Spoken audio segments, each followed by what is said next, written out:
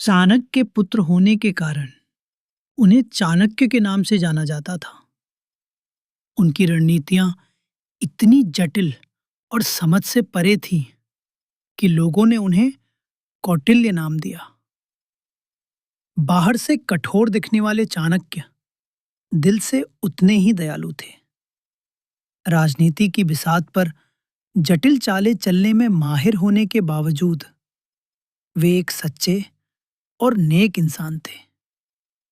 उनके लिए भौतिक सुख सुविधाओं, विलासिता और सत्ता के पदों का कोई महत्व नहीं था। उनके लिए सबसे महत्वपूर्ण बात थी अखंड भारत का गौरव। अखंड भारत के सपने को साकार करने के अपने संकल्प से वे ना तो कभी डगमगाए और ना ही कभी पीछे हटे। तदहम संप्रवक्ष्यामि लोकानाम हितकाम्यया येन विज्ञान मात्रेन सर्वज्ञत्वं प्रपद्यते। मैं लोगों की भलाई की इच्छा से राजनीति के उन गूढ़ रहस्यों का वर्णन कर रहा हूं जिन्हें जान लेने मात्र से मनुष्य सर्वज्ञ हो जाता है, अर्थात और कुछ जानना उसके लिए शेष नहीं रह जाता। चाणक्य नीति।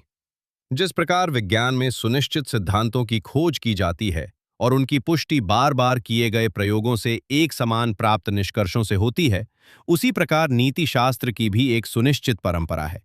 इसके निष्कर्ष भी प्रत्येक स्थिति परिस्थिति में एक समान है।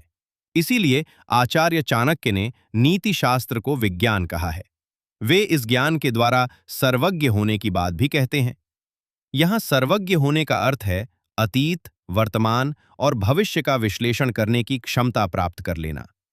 मनसा चिंतितम कार्यम वाचा नैव प्रकाशयेत, मंत्रेण रक्षयेद गूढ़म कार्ये चापि नियोजयेत।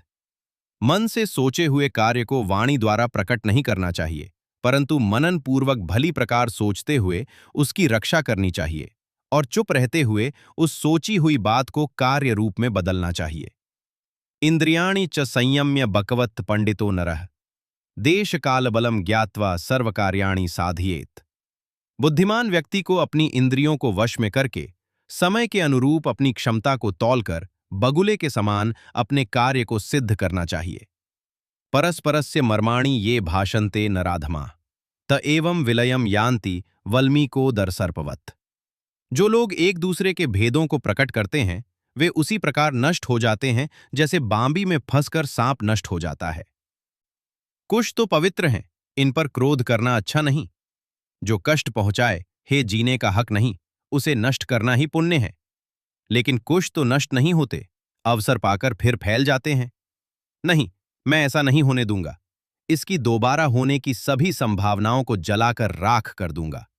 शत्रु को निर्मूल करने पर विश्वास करता हूं मैं। बालक के पैरों में कुश नामक घास चुभी थी, अतः उसने कुश को ही निर्मूल कर दिया। खोद खोद कर उसकी जड़ों में मठा डालकर बची खुची छोटी छोटी जड़ों को भी जला दिया था उसने।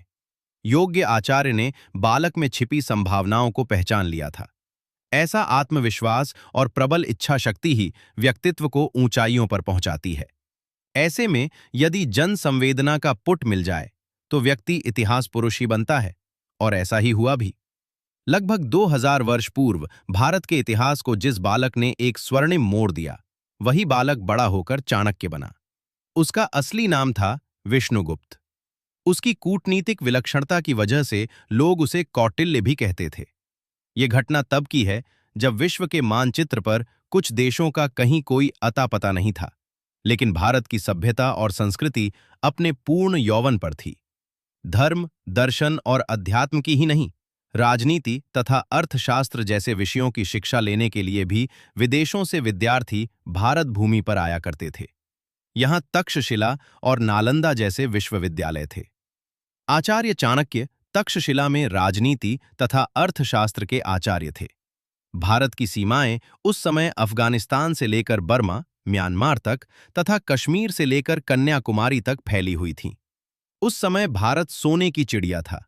विदेशी आक्रांताओं को भारत की समृद्धि खटक रही थी, लेकिन उनमें हिम्मत नहीं थी कि वे हिंदुस्तान के रणबांकुरों का सामना कर सकें। अंततः उन्होंने दान और भेद की नीति का सहारा लेकर मगध के शासक धर्मनंद की कमियों को पहचान लिया और उसे अपने पाश में भी कस लिया था। वर्तमान के पटना तथा तत्कालीन पाटलिपुत्र के आसपास फैला पूर्व उत्तर की सीमाओं को छूता हुआ एक विशाल और शक्तिशाली वैभव संपन्न राज्य था मगध। मगध के सिंहासन पर आसीन धर्मनंद सुरा सुंदरी में इतना डूब चुका था कि उसे राजकार्यों को देखने की फुर्सत ही नहीं थी। वो अपनी मौज मस्ती के लिए प्रजा पर अत्याचार करता, जो भी आवाज उठाता उसे कुचल दिया जाता। चाणक्य को भी जनहित के लिए उठाई गई आवाज की सजा मिली थी। उस महान आचार्य को मौत के घाट उतार दिया गया था। एक एक करके हुई हृदय विदारक घटनाएं चाणक्य पुत्र चाणक्य के हृदय में फांस की तरह धसी हुई थीं। एक दिन जब राजसभा में समूचे आर्यावर्त की स्थिति का विवेचन करते हुए चाणक्य ने मगधराज धर्मनंद को उनका कर्तव्य याद दिलाया तो वो झुंझला उठा। उसने चाणक्य को दरबार से धक्के मारकर निकाल फेंकने का आदेश दिया। सैनिकों के चाणक्य को धक्के मारकर दरबार से निकालने की कोशिश के बीच चाणक्य की शिखा खुल गई। ये चाणक्य का ही नहीं, देश की उस आवाज का भी अपमान था जो अपने राजा के सामने अंधकार में विलीन होते अपने भविष्य को बचाने की गुहार कर रही थी। उसी समय चाणक्य ने प्रतिज्ञा कर ली, अब ये शिखा तभी बंधेगी जब नंदवंश का समूल नाश हो जाएगा। चाणक्य ने अपने लक्ष्य को पूरा करने के लिए चंद्रगुप्त को चुना। चंद्रगुप्त में छिपी संभावनाओं को चाणक्य ने एक एक करके तराशा। सोचे हुए कार्य को मूर्त रूप देना चाणक्य के लिए आसान नहीं था। मकदूनिया के छोटे से प्रदेश से सिकंदर नामक आंधी की गर्द भारत की सीमाओं पर छाने लगी थी। कंधार के राजकुमार आंभी ने सिकंदर से गुप्त संधि कर ली थी। पर्वतेश्वर पोरस ने सिकंदर की सेनाओं का डटकर सामना किया, लेकिन सिकंदर की रणनीति ने पांसा पलट दिया। सिकंदर की ओर से हुई बाण वर्षा से घबराई पोरस की जुझारू गजसेना ने अपनी ही सेना को रौंदना शुरू कर दिया। पोरस की हार हुई और उसे बंदी बना लिया गया। सिकंदर द्वारा यह पूछने पर कि उसके साथ कैसा व्यवहार किया जाए, पोरस ने निर्भीक होकर कहा कि जैसा एक राजा दूसरे राजा के साथ करता है। सिकंदर ने पोरस को उसकी वीरता से प्रसन्न होकर छोड़ भी दिया। इस पराजय के बाद आचार्य चाणक्य की देखरेख में चंद्रगुप्त अपनी सेना को संगठित करने, उसे तैयार करने और युद्ध की रणनीति बनाने में पूरी तरह से लग गया। भारी भरकम शस्त्रों, शिरस्त्राणों और कवचों आदि की जगह हल्के परंतु मजबूत हथियारों ने ली। शारीरिक शक्ति के साथ ही बुद्धि चातुर्य का भी प्रयोग किया गया। चाणक्य की कूटनीति ने इस स्थिति में अमोघ ब्रह्मास्त्र का काम किया। कौटिल्य ने साम दान दंड एवं भेद चारों नीतियों का प्रयोग किया और अपने लक्ष्य को प्राप्त किया। नंदवंश का नाश हुआ। चंद्रगुप्त ने मगध की बागडोर संभाली। सिकंदर के सेनापति सेल्यूकस की बेटी हेलन का चंद्रगुप्त के साथ विवाह हुआ। धर्मनंद का प्रधान अमात्य राक्षस चंद्रगुप्त का महाअमात्य बना। एक बार फिर से भारत बिखरते बिखरते बच गया। सिकंदर नाम की आंधी शांत होकर वापस अपने देश चली गई। भारत की गरिमा विश्व के सामने फिर से निखर कर सामने आई। और चाणक्य, उसने निर्जन एकांत में राजनीति के पूर्व ग्रंथों का अवगाहन कर उसमें अपने व्यक्तिगत अनुभवों का पुट दिया और अर्थशास्त्र पर एक महत्वपूर्ण ग्रंथ लिखा। कौटिल्य अर्थशास्त्र नामक ये ग्रंथ राजा, राजकर्मियों तथा प्रजा के संबंधों और राज्य व्यवस्था के संदर्भ में अनुकरणीय व्यवस्था देता है। कुछ विद्वानों ने चाणक्य की तुलना मैकियावेली से की है, लेकिन भारत के प्रथम प्रधानमंत्री पंडित जवाहरलाल नेहरू इस बात से सहमत नहीं थे। उनकी दृष्टि में चाणक्य की महानता के मैकियावेली सामने काफी अदने हैं। चाणक्य एक महान अर्थशास्त्री, राजनीति के वेत्ता तथा कूटनीतिज्ञ होते हुए भी महात्मा थे। वे सभी प्रकार की भौतिक उपाधियों से परे थे। इसी कारण कामंदकीय नीतिसार में विष्णुगुप्त के लिए ये पंक्तियां लिखी गईं। नीतिशास्त्रामृतम धीमा नर्थशास्त्र महोदधे समुद्दध्रे नमस्तस्मय विष्णुगुप्ताय वेद से। जिसने अर्थशास्त्र रूपी महासमुद्र से नीतिशास्त्र रूपी अमृत का दोहन किया, उस महाबुद्धिमान आचार्य विष्णुगुप्त को मेरा नमन है। जनकल्याण के लिए जो भी जहां से मिला उसे चाणक्य ने लिया और उसके प्रति कृतज्ञता प्रकट की।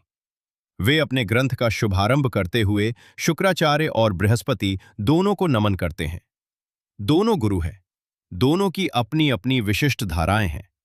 अपने प्रतिज्ञा वाक्य में वे कहते हैं, पृथिव्या लाभे पालने च यावन्तार्थ शास्त्राणि पूर्वाचार्येः प्रस्थापितानि संहृत्यैकमिदमर्थ शास्त्रम कृतम। पृथ्वी की प्राप्ति और उसकी रक्षा के लिए पुरातन आचार्यों ने जिन अर्थशास्त्र विषयक ग्रंथों का निर्माण किया, उन सभी का सार संकलन कर इस अर्थशास्त्र की रचना की गई है। चाणक्य नीति में नीति सार का निचोड़ है। इसका संकेत आचार्य ने प्रारंभिक श्लोकों में ही कर दिया है। ऐसा नहीं है कि चाणक्य नीति पर इससे पहले काम न हुआ हो। इसके अनेक अनुवाद प्रकाशित हो चुके हैं। यह पुस्तक उनसे अलग इस मायने में है कि इसमें मूल श्लोक के अर्थ को समझाते हुए उसमें छिपे रहस्यों की ओर भी संकेत करने का प्रयास किया गया है। ऐसा करने के पीछे उद्देश्य है कि पाठक उन निर्दिष्ट सूत्रों को पकड़कर कथ्य की गुत्थियां अपने ढंग से खोले। इसमें इस बात का विशेष ध्यान रखा गया है